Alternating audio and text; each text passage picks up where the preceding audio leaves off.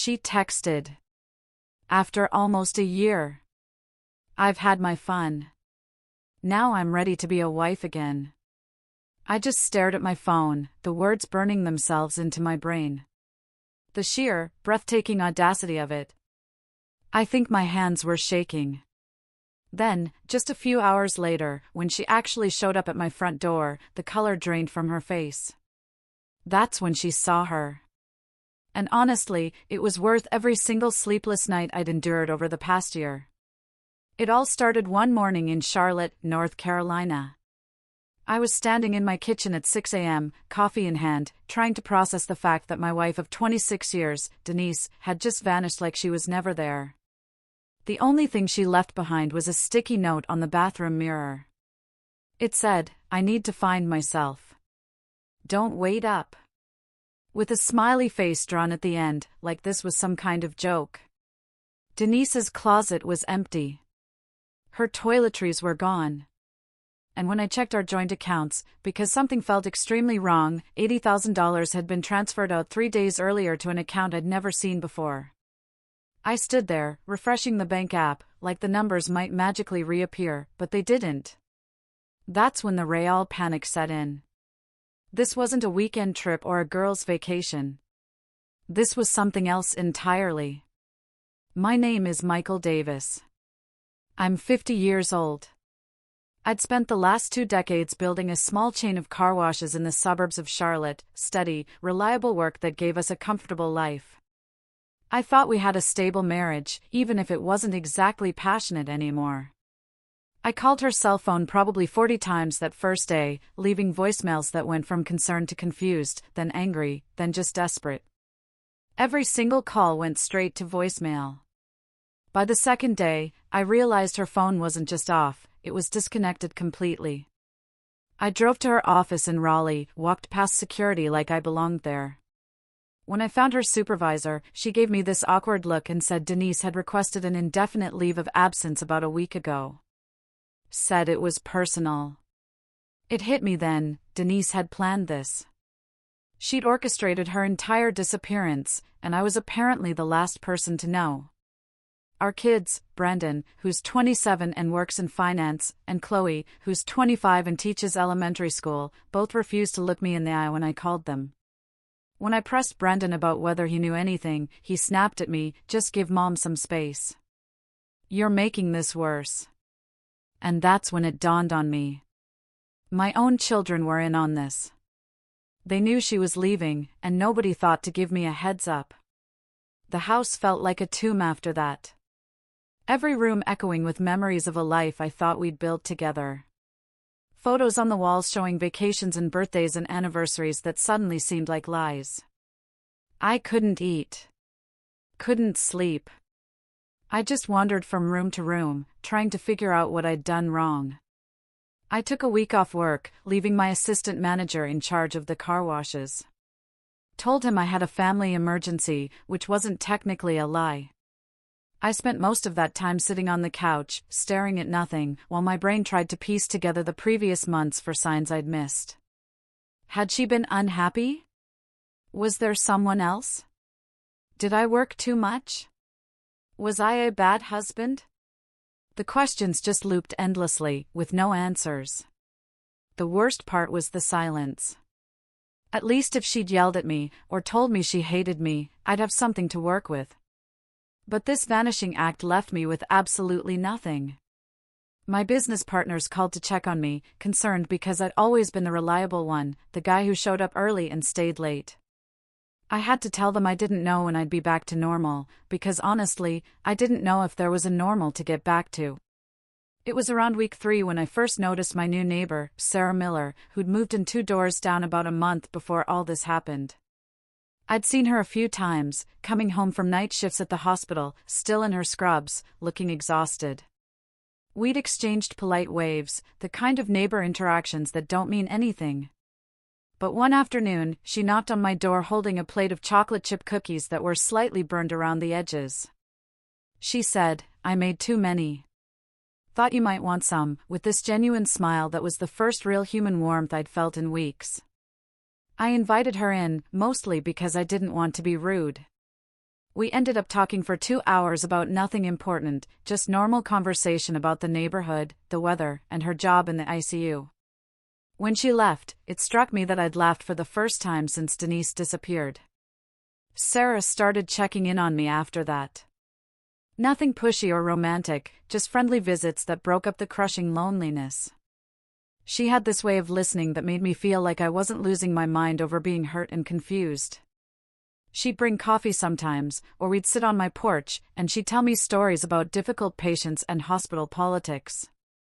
Slowly, I started to feel like maybe I could survive this. One evening, about a month after Denise left, Sarah and I were sitting on my back deck with beers, watching the sunset. I'd been telling her the whole story, the disappearance, the money, the kids siding with their mother. She got quiet for a minute before saying, "I need to tell you something." My stomach dropped. I thought, here comes another betrayal. She looked down at her hands and said, "I was your brother's hospice nurse 3 years ago. I took care of Stephen in his final weeks." I just stared at her. My brother had died of cancer, and I'd been with him as much as possible, but there were so many nurses, I didn't remember all their faces. Sarah continued, "He talked about you constantly, showed me photos, told me stories about your life and your car wash business.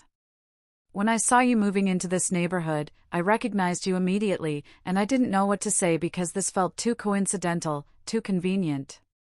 She must have seen it on my face, because she quickly added, "I didn't approach you because it felt weird, like I was some kind of stalker. And then, when I saw you were struggling, I couldn't keep pretending I didn't know you." There was something in her eyes, this vulnerability and honesty that I desperately needed to believe in. I asked her why she was telling me now. She said, "Because I don't want to start something real with a lie between us." That word, real, hung in the air like a promise of something I didn't even know I wanted anymore.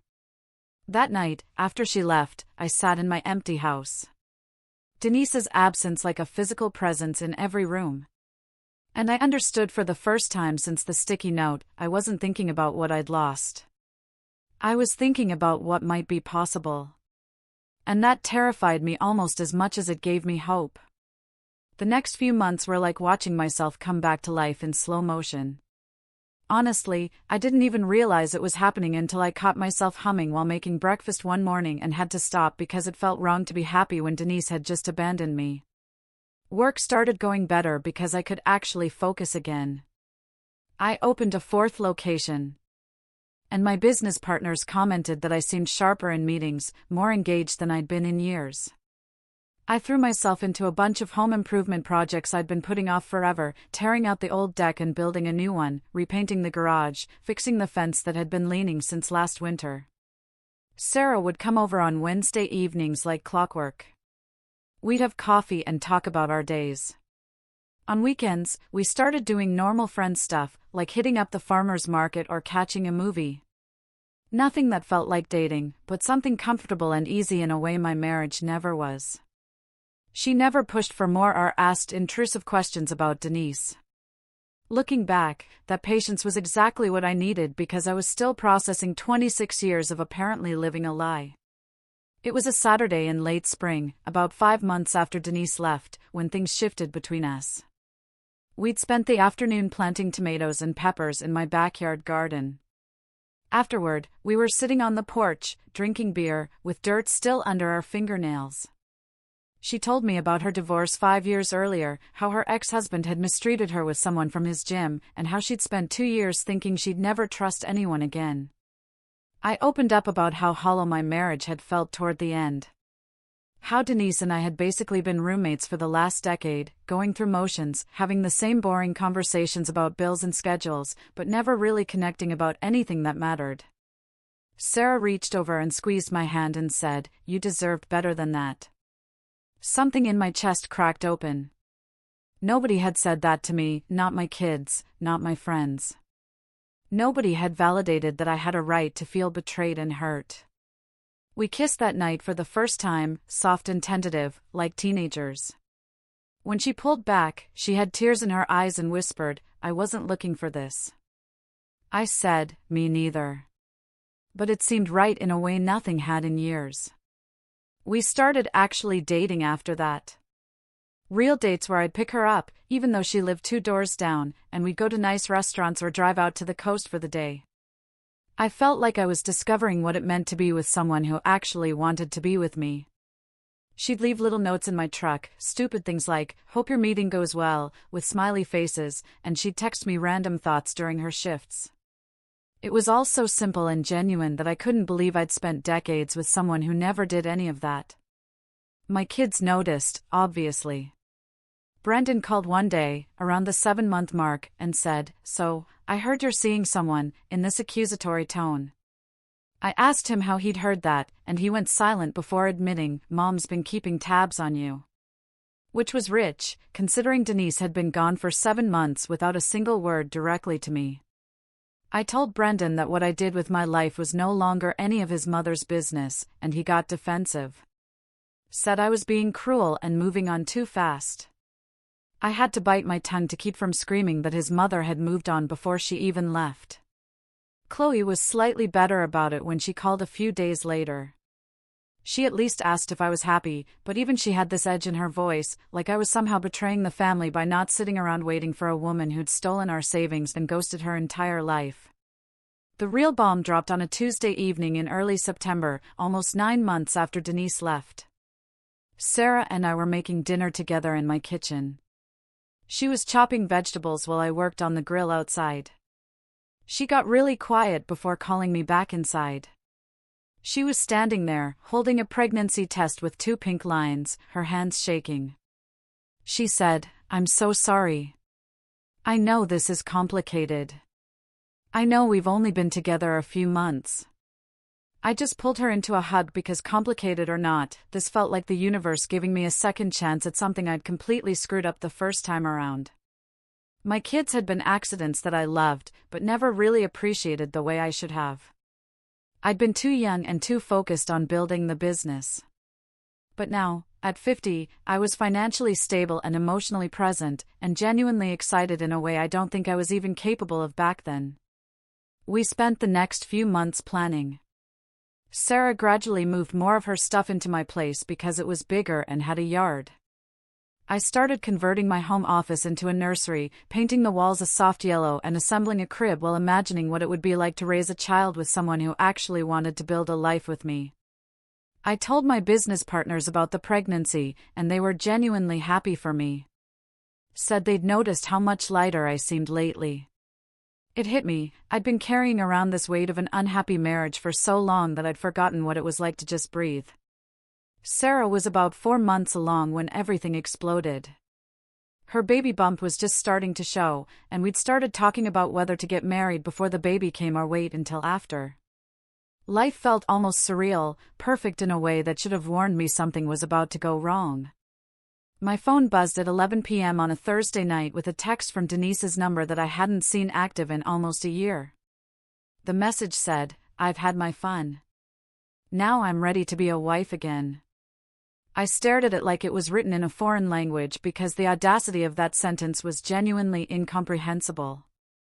More texts came rapid fire after that. "I made a mistake, the kids want us back together, this is all up to you now, I'm coming home tomorrow." Like she was announcing a casual visit and not attempting to walk back into a life she'd blown up nearly 12 months ago.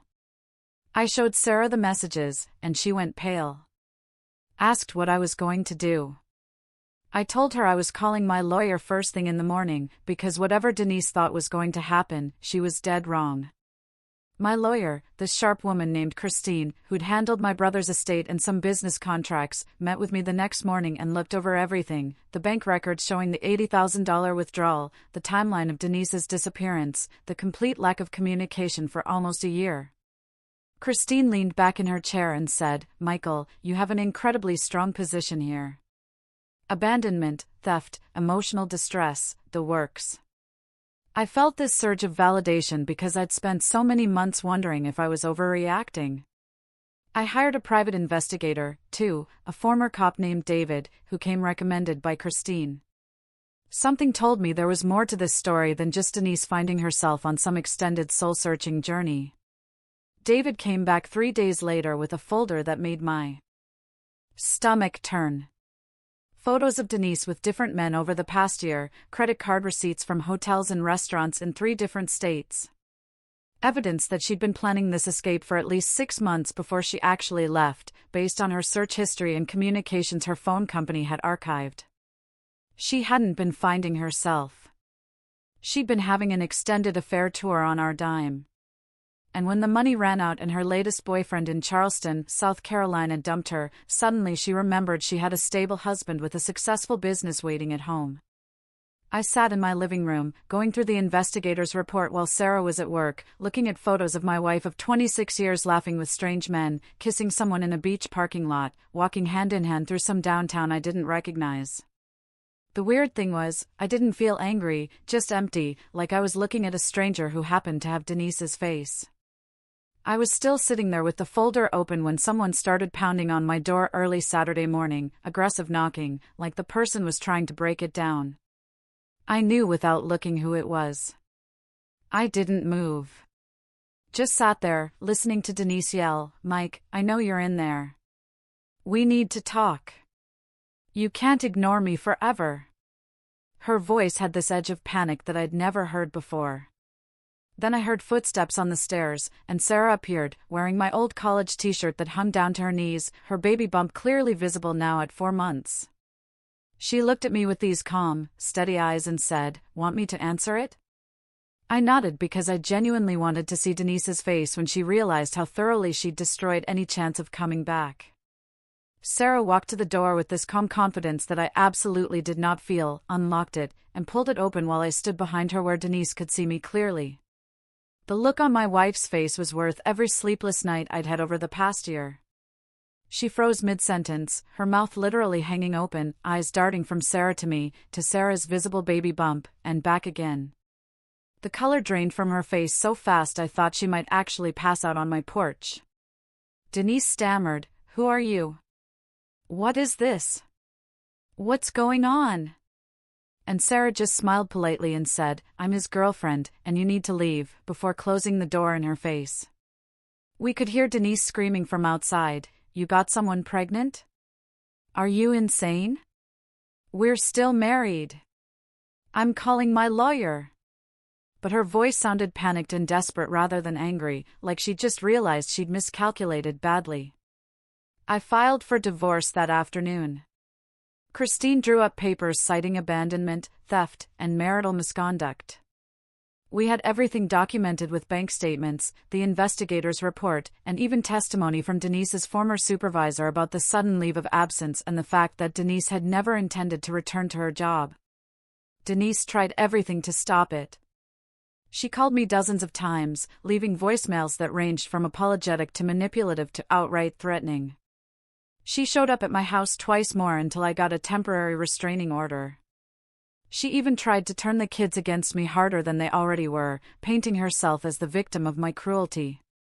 Brendan came over with his wife, Jessica, one evening about 2 weeks later, barged in without knocking, which was his first mistake, and immediately started yelling, "How could you do this to Mom? How could you humiliate her like this? She came back, and you embarrassed her with some pregnant side piece." That's when I lost it. I told him to sit down and shut up, which shocked him because I'd never spoken to him like that in his entire life. And I laid out everything. The $80,000 stolen from our joint accounts, the year of complete abandonment, the multiple affairs Denise had while she was supposedly finding herself, all of it backed up with documentation I'd kept in a folder specifically for this conversation. Brendan's face went red, and he tried to argue, she was confused. She made mistakes. You're supposed to forgive. That's what marriage means. I asked him point blank if he and Chloe had been sending their mother money while she was gone. The way he wouldn't meet my eyes told me everything. Jessica, who'd been quiet this whole time, standing by the door with her arms crossed, suddenly said, "Wait, you sent her money?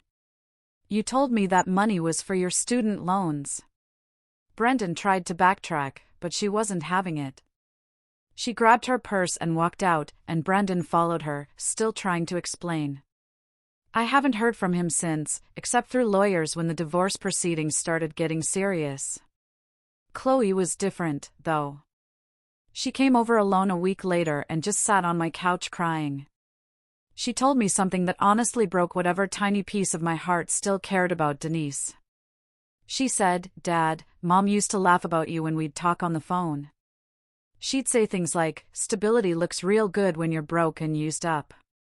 And she told us she was coming back because her boyfriend in Charleston dumped her and she'd run through most of the money you two had saved." Hearing that Denise had been openly mocking me to our children while planning her big return was somehow worse than the cheating or the theft. It was the deliberate cruelty of it that cut deep. Chloe apologized for taking her mother's side. Said she'd been manipulated and guilt-tripped into believing I was the problem, that Denise had painted this whole picture of me as an emotionally distant workaholic who drove her away. She asked if she could be part of the baby's life because she wanted to do better this time. Wanted to be the kind of sister and daughter who showed up for people. The court date was brutal in the way I needed it to be. Denise showed up with a lawyer who clearly hadn't been briefed on how bad her case actually was. They tried to argue that I'd abandoned her emotionally for years, and that's why she left. That the money she took was rightfully hers as a spouse. That I'd moved on inappropriately fast with Sarah. Christine destroyed that argument in about 5 minutes. She presented the timeline of Denise's affair planning that went back almost 2 years, based on what the investigator had found. The financial theft that occurred before she left. The year-long abandonment with zero contact.